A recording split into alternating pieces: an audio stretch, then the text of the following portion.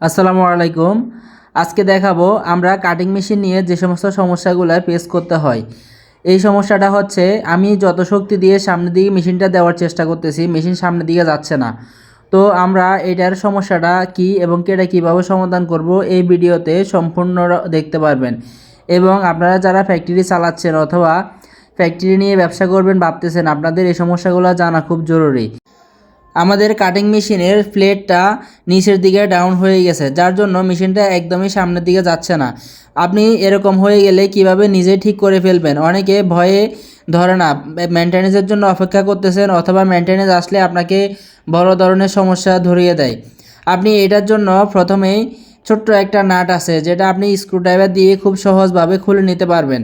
এই স্ক্রু দিয়ে নাটটা খুলে নেওয়ার পরে আপনি মেশিনটাকে কাত করে প্রথমে এক হাত দিয়ে শক্ত করে ধরে তারপরে প্লেটটা এভাবে ঘুরিয়ে ঘুরিয়ে খুলতে হবে।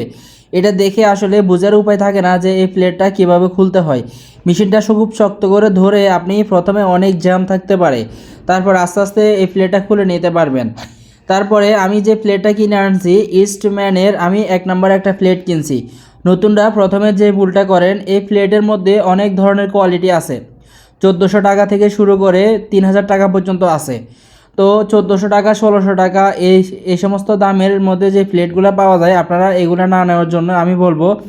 কারণ হচ্ছে মেশিন এগুলো হচ্ছে আপনার হাতিয়ার, এগুলো যদি ঠিক না থাকে আপনি কখনোই এগুলো দিয়ে কাজ করতে পারবেন না। সেজন্য 200-300 টাকা সেভ করার জন্য আপনারা কখনোই কম দামা পার্টস কিনবেন না। এটা ইস্টম্যানের মোটামুটি একেবারে 1 নাম্বার প্লেট যেটা, আমি সেটাও নিই নাই, আবার একদম লোকাল যেটা সেটাও নিই নাই। মোটামুটি ভালো রেঞ্জের একটা প্লেট আমি নিছি। এখন আপনারা দেখবেন কিভাবে এই প্লেটটা লাগাইতে হয়। তবে খুব সাবধানে এই প্লেটটা লাগাইতে হবে, কারণ এখানে খুব চিকন করে পেঁচ দেওয়া আছে। এই পেঁচটা একদম আলতো করে মিলে তারপর ঘুরিয়ে ঘুরিয়ে লাগাইতে হবে।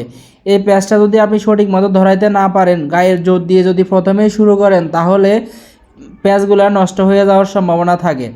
সেজন্য খুব সাবধানতার সাথে আপনি এই কাজটা করতে পারবেন। আমরা মেশিনের প্রত্যেকটা কাজ আপনাদেরকে স্টেপ বাই স্টেপ দেখানোর চেষ্টা করব। আপনি যদি কারখানা চালায় থাকেন তাহলে আপনার কোন মেশিনে কি প্রবলেম আপনি আমাদের কমেন্ট করলে কমেন্টের মাধ্যমে উত্তর দেওয়ার চেষ্টা করব। যে কোনো ধরনের মেশিনের যে কোনো সমস্যার জন্য সমাধান নিতে পারবেন আমাদের কাছ থেকে। এবং কি আপনি যদি ব্যবসা করতে চান তাহলে যে কোনো ধরনের পরামর্শ আপনি আমাদের কাছ থেকে নিতে পারবেন। আমি প্লেটটা আস্তে আস্তে করে একদম প্যাচগুলা সম্পূর্ণ বসিয়ে নিচ্ছি। এটা সম্পূর্ণ লাগানোর পরে আমি যে ছোট্ট একটা নাট খুলছি, ওই নাটের হোল এবং কি প্লেটের হোলে সমানভাবে মিলে যাবে। এখন আমার প্লেটটা প্যাচগুলা লাগানো শেষ হয়ে গেছে। আমি এখন মেশিনটাকে সোজা করে বসিয়ে দিছি। আপনারা দেখেন ভিডিওর প্রথমে দেখছেন আমি মেশিনটা একদমই এদিক সেদিক লাগাতে পারি না। আর এখন প্লেটটা লাগিয়ে দেওয়ার পরে কত স্মুথলি আমার এই মেশিনটা সামনে পিছনে আসা যাওয়া করতেছে। তো এইভাবেই প্লেটগুলো লাগাইলে আপনি খুব অনায়াসে নিজে ঠিক করে নিতে পারবেন। তবে খুব সাবধানতার সাথে এই সমস্ত প্লেটগুলো চেঞ্জ করতে হয়, কারণ এগুলো উল্টাপাল্টা হলে আপনার নাইফ ভেঙে যাওয়ার সম্ভাবনা থাকে।